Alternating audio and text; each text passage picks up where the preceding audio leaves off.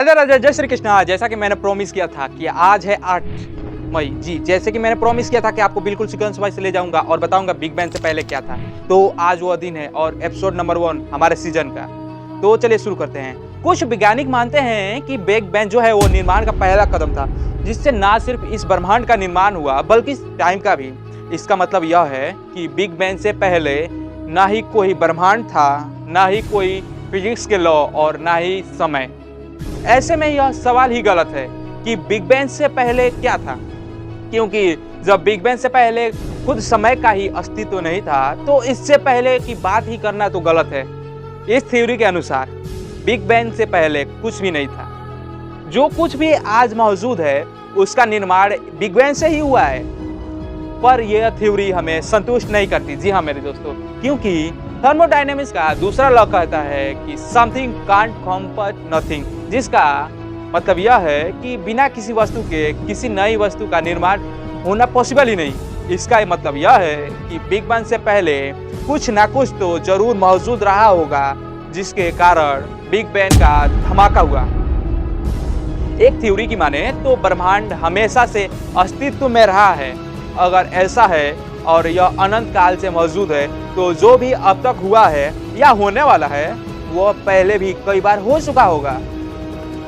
अगर इस थ्योरी को सच माने तो ब्रह्मांड को अब तक उस टाइम तक या उस गेट तक पहुंच जाना चाहिए था जब सारे फिजिकल प्रोसेस कंप्लीट हो जाते, पर हम जानते हैं कि असल में ऐसा नहीं है। इसका मतलब यह है कि यह थ्योरी सही नहीं हो सकती। हम जानते हैं कि ब्लैक होल का घनत्व काफी ज्यादा होता है, क्योंकि बिग बैंग एक अधिक घनत्व वाले बिंदु में हुआ था, यानी कि मास डेंसिटी मास वाले पॉइंट में हुआ था। इस पॉइंट को पॉइंट ऑफ सिंगुलरिटी भी कहते हैं। पहले मौजूद ब्रह्मांड के ब्लैक होल बनने से बनना होगा। हमारा ब्रह्मांड भी लगातार फैलता जा रहा है, पर कुछ लोग यह मानते हैं कि एक टाइम ऐसा आएगा जब यह इतना ज़्यादा एक्सपेंड हो जाएगा कि इसमें एक भयंकर एक्सप्लोजन होगा, जिससे नई यूनिवर्स का एक निर्माण होगा। शायद एक ऐसा ही विस्फोट से हमारा ब्रह्मांड बना हो। यह जो निर्माण है या फिर यह विनाश है, यह जो रिएक्शन है वो हमेशा चलते रहते हैं। पर इस थ्योरी के साथ भी एक दिक्कत है। दरअसल यह सवाल कि यह जवाब तो नहीं देती ना कि सबसे पहले जो ब्रह्मांड बना होगा आखिर वह कैसे बना होगा। मतलब कि हम फिर से वहीं पे घूमकर वो इसी पॉइंट पे पहुंच गए जहां से हम चले थे। एक और थ्योरी है मल्टीवर्स बबल थ्योरी। इस थ्योरी के अनुसार कई ब्रह्मांड मौजूद हैं जो अलग अलग बबल के अंदर मौजूद हो सकते हैं। या तो वो आपस में टकराते हैं या फिर कई टुकड़ों में बंट जाते हैं। जब भी ऐसा होता है एक भयंकर विस्फोट होता है, जिससे एक नया यूनिवर्स बनता है। शायद बिग बैंग भी ऐसे ही एक टकराव या एक एक्सप्लोजन का एक जो है वो प्रमाण हो। तो इस थ्योरी को अगर जब सही माने, जो अब दो बबल अपने आप में टकराते हैं तो हमें कॉस्मिक माइक्रोवेव बैकग्राउंड में एक अनोखा सर्कुलर पैटर्न मिलना चाहिए था, पर अभी तक हमें ऐसा कुछ भी नहीं मिला है। मल्टीवर्स से संबंधित एक और थ्योरी से जो स्ट्रिंग थ्योरी से निकल कर आती है। स्ट्रिंग थ्योरी को आने वाले एपिसोड में हम विस्तार से समझेंगे।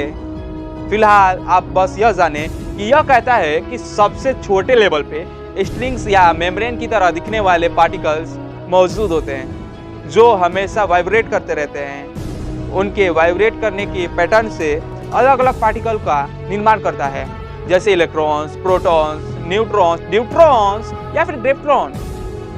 स्ट्रिंग थ्योरी के अनुसार कई डायमेंशन यानी कि आयाम मौजूद होते हैं जिनमें यह स्ट्रिंग्स या मेम्ब्रेन यह कार्य करते हैं। इनके अलग अलग जो प्रक्रिया है यानी कि व्यवहार से कई ब्रह्मांड जो आपस में ग्रेविटी यानी कि गुरुत्वाकर्षण बल के जरिए अपने आप में जुड़े रहते हैं।